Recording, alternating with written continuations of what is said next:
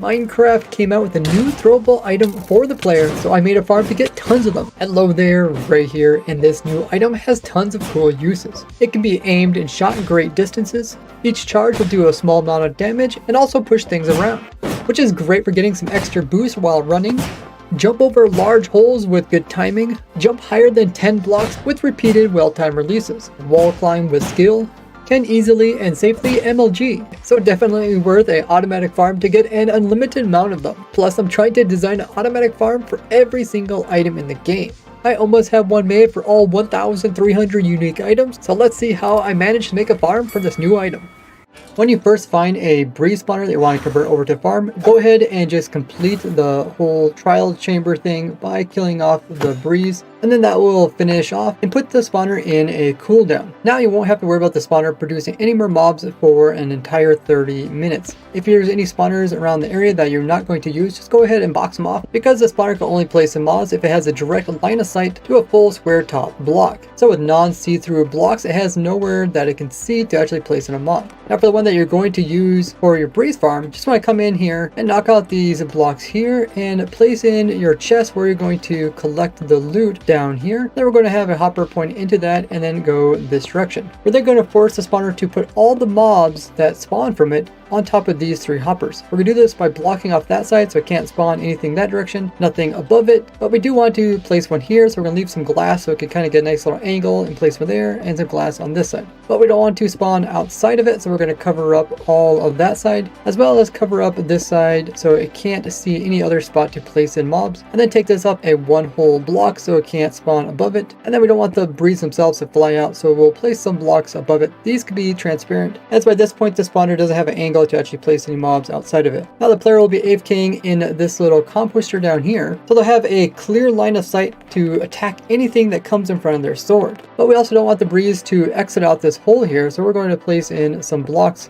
all around this backside. So now the only exit is right here. We'll have a way for the player to come in and out, and this will be done using a trapdoor or gate. The problem is the breeze itself will constantly open and close this with its breeze wind charges. You can avoid this just by putting a power source beside it and then closing it. Now the breeze cannot actually modify this because it's being powered. Now just get any type of sword you want to use to kill the breeze. You don't need looting at the moment. If this changes in the future, check the description of this video for any changes related to this farm or the next one. Then you'll just hop in here, and then when you go into survival, it will activate it, and then the spawner will have to spawn in a breeze, but it can only place it in these 3 locations. Notice the breeze is hurting me, but we can stop this just by putting down a piece of string here, and now when it tries to shoot me, it's going to hit the string. As long as you don't get it directly hit by the wind charge, it's not going to do any damage to you. But the explosion like wind charge can still push you around, which could eventually remove all of your hunger. But you're also going to lose hunger because what you're going to do next is turn on a auto clicker.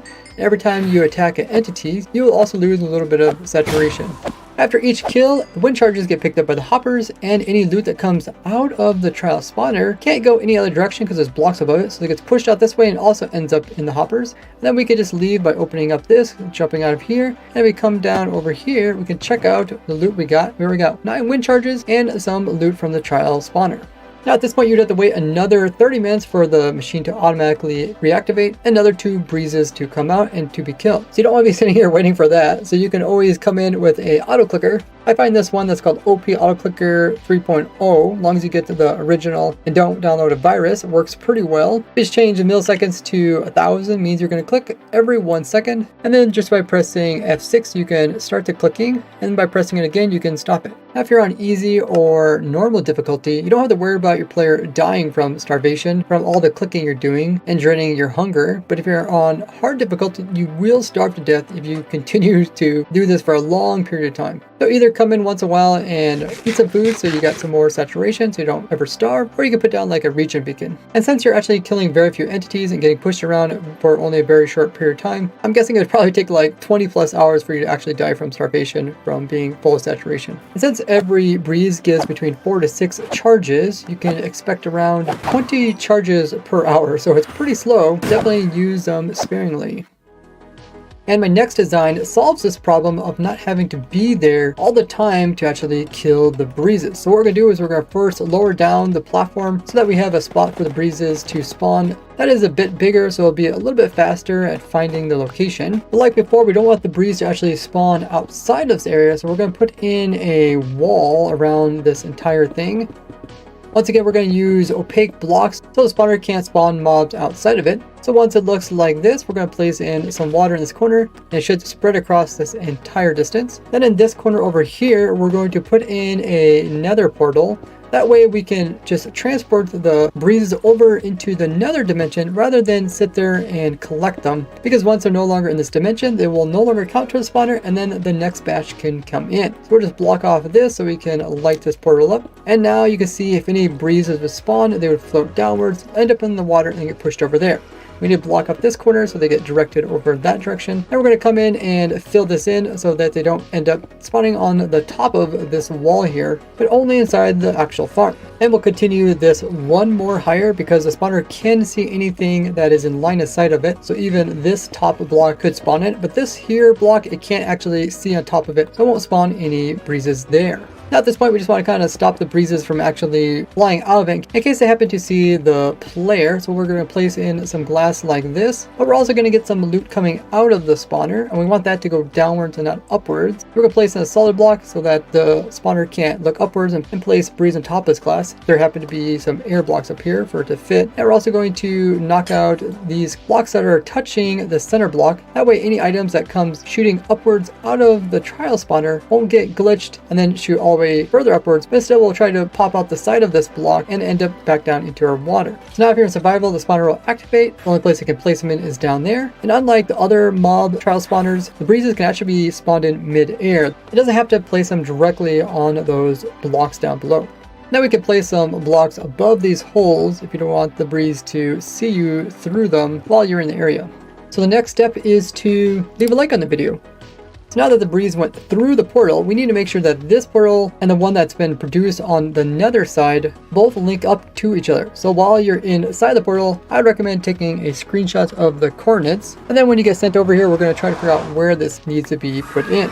We're going to take the X value divided by 8 and the Z value divided by 8. Then we'll try to keep the Y value the same, but notice that the Y value is in the negative since these trial chamber structures do spawn below Y level 0, which is the deep slate area under your world. Now using those numbers, this is the new area where the portal will need to be built. Ideally, you want to build it as low as possible, but if there's no other nether portals in the area, you could always build it up higher, even on top of the bedrock, as long as they just link up properly. So I went ahead and built up the nether portal, and then what we're going to do is we're going to block off the back side of it, and then on the other side, we're going to come in and place in some scaffolding. And then just in front of the scaffolding, we can place in some trapdoors, and then just open them so that they kind of block this off. Trapdoors are used so the mobs think they can still walk out of the portal and walk like onto this platform over here. But the reality is they're going to collide with the trapdoors, and then since they're inside of the scaffolding, they're going to be walking forward, which will make them walk up the scaffolding. So it'd be like if you're in here and you're walking forward, you're pushing forward,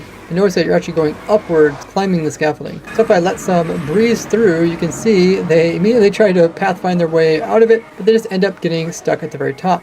So scaffolding ends right here, and then above it we just have an air gap. And because mobs can go up the scaffolding, but they haven't learned how to go down it, it's like a one-way valve. They can only go up and not down it. So they're all trapped to the top. This is okay because the scaffolding itself also works like a ladder or a vine, where it can prevent max cramming. And this is the whole purpose of the farm. Since we know that the trial spawners are really slow, instead of trying to kill them one at a time as they come through, we just let the trial spawners spawn them in, and then we collect tons of them over here in the nether, and then we can easily kill them. But before we get around to how to do that, we need a way to go in and out of this portal safely. Now, the trial spawner can actually see through this nether portal and could place breezes outside this farm, so we're going to have to close up this side over here.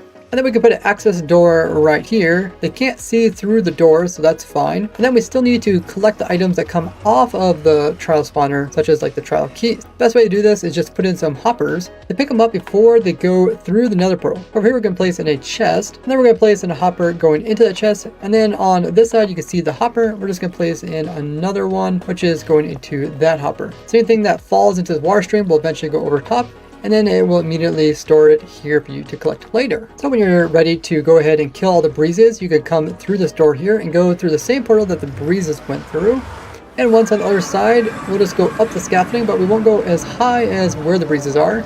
We'll just go inside their feet, and they can't actually get to you while you're inside of them because their head's a little bit higher. And then from here, we can just use our sword to whack at them, and then they will eventually die. The Sweep Edge will help you kill them more quickly.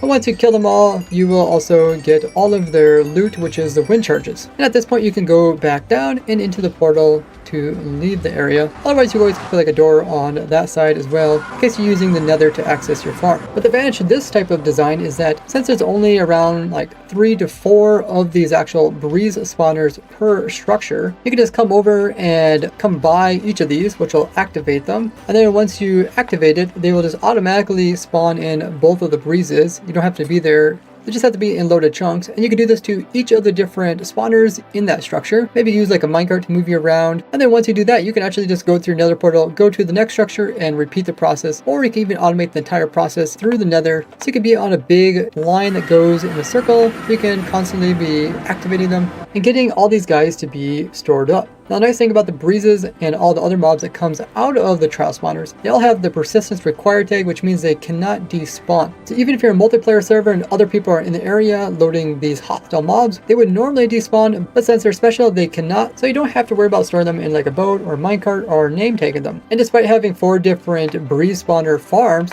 all the portals link up to a single collection system on the nether side, which makes it a lot easier. See how I made a farm from beacons to mob heads to dragons, all in this playlist here. And consider joining as a YouTube membership, as it lets me know you would like to see the continuation of this series. And you can get some cool perks along the way. Otherwise, you can always leave a like on the video and share it with others, and I'll see you all in the next one. Bye bye!